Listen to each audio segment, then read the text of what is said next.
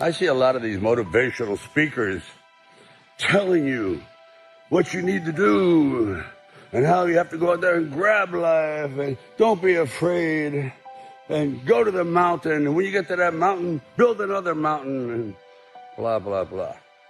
You got all the answers. You're born with common sense. You may not believe it, but you have the answers. They're embedded in there. You know them. Just like all of a sudden, what? They gave them wisdom and not you? Come on, we all have it. I believe a lot of it is in our DNA. We're programmed to survive. Not just exist, to survive, prosper, go forward, blah, blah. You get it. So what I'm saying to you is this. A lot of these guys, women, have good ideas. They're very motivational, but motivate yourself because you have the instinct, you have the knowledge. The lesson lies in learning, and by teaching you'll be taught. It's all there anyway, just needs to be thought out. Take those thoughts, they're embedded in your brain, that you already know the difference between right and wrong and how to succeed. How do you succeed? Perseverance. Just keep trying. It's not that hard, not that complicated.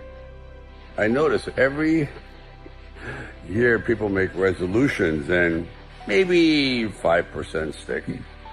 Because somehow along the way we sort of lose track of that ambition, that thought, and we say, I don't know if I can handle this, and I guess the word is we quit.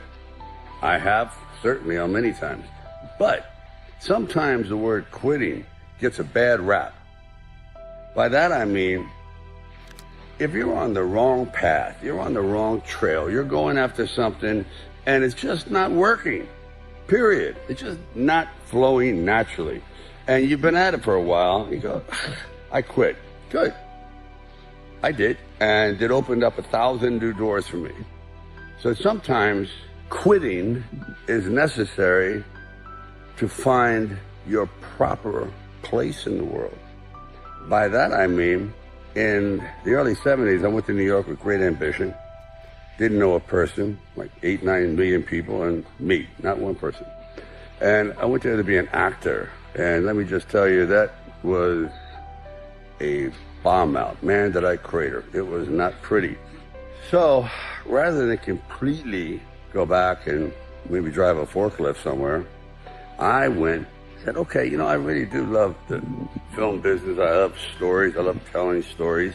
I'm not that good at it. At least I had never proven myself. And I started to write. And I would go into movie theaters with a really cheapy tape recorder. I record the dialogue. I think the first film I did was Easy Rider. And then I would try to write different dialogue. Kind of a contest. Not that I succeeded, but it's the effort that counts. But slowly but surely, I thought, wow, each screenplay is getting better. The first 5, you wouldn't line your bird cage with it. Nope. You wouldn't train your puppy on it. Nope. But around the 5th and 6th one, I went, not bad. And if I had never done that, I wouldn't be talking to you today. Because I had to go out and write my way into my future. No one was giving it to me. I wasn't one of those lucky guys that, you're at the right place at the right time. You're just exactly what we're looking for. When just the opposite was true. They say, you're not what we're looking for. You slur, you're this, you're that, you're kind of a type, you're thuggish, whatever term they used. And some of it was pretty damn brutal. Today I look back on it with humor, but at the time it hurts because words hurt. Words are verbal bullets, and they can shred you. But I just turned a deaf ear to it because I had no other recourse. I was going to be something in this business. Not an actor, not a director, but a writer, which was the longest shot ever. So, in conclusion, sometimes quitting is great. Quitting causes you to go in a different direction that you normally wouldn't have gone in, and where you thought, I could never succeed in this. And lo and behold, that door opens, and all of a sudden, destiny pulls you through. It happened to me. The fact that it happened to me is definite proof that it can happen to everybody, if you're true to yourself. You never know what beats inside a guy's heart. The exterior belies the interior. So, I could go on and on about this, but it happens, folks. It happened to me. It's happened to thousands of people before me. Everyone's a friggin' underdog. Even the guys that are billionaires. They started out as underdogs. No one gave it to them. Someone in the family, perhaps, had to earn it and pass it on. But that first one, the guy that went into the unknown, unprepared, but prepared mentally, but perhaps unprepared for what was going to come at him from so many different directions. And when I say that come at him, I mean those obstacles that wanted to defeat him, including his own fear, and they were overcome. So, as Rocky would say, it ain't over till it's over. I was thinking the other day that even though we're on dry land, in reality, life is almost like living on water, which is a very, very strong force. In all water, that is a current. And that current will take you out to the ocean, where eventually you just get swallowed up by the sheer magnitude of everything. And once you're out there, you can't swim back. It just takes you where it wants to go, not where you want to go. And swimming against the current is really a metaphor for life. You just have to struggle. It's a struggle to achieve one's goals, which is really difficult. It's hard. People tend to minimize, diminish the struggle that is just getting by in life.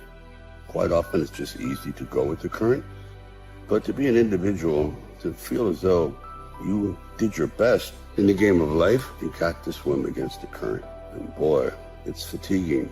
But when you get to the other side, when you can climb out of that water and you're at the place you want to be, in that unexplored area, kind of like reminds me of the extraordinary optimism of explorers. Imagine 1,000 years ago, setting sail for the complete unknown. You have no idea. At one time, they thought the earth was flat, and you just go over the side and you die, but you still went. Were there sea monsters? Were this, that? I mean, all kinds of dangers. You're going into an absolute abyss. Yet, what keeps you going? Is you know there's something better out there if you're willing to face the danger, the unknown. That's the journey of life. And it's invigorating. It's always challenging.